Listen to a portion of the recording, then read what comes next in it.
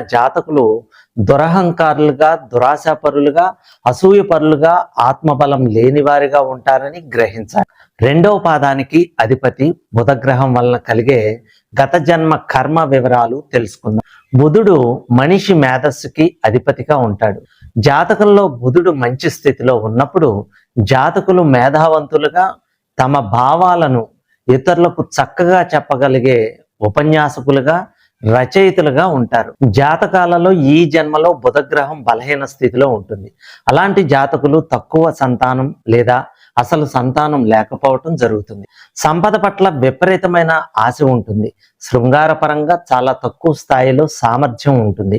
ఏ విషయాన్ని సరిగ్గా అర్థం చేసుకోలేక తికమక పడుతూ ఉంటారు. వీరికి అర్థం లేని గర్వం ఉంటుంది. వీళ్ళు అనేక పొరపాటు నిర్ణయాలు చేసి జీవితంలో దెబ్బతినటం జరుగుతుంది. ఇక మూడవ పాదానికి అధిపతి శుక్రుడు.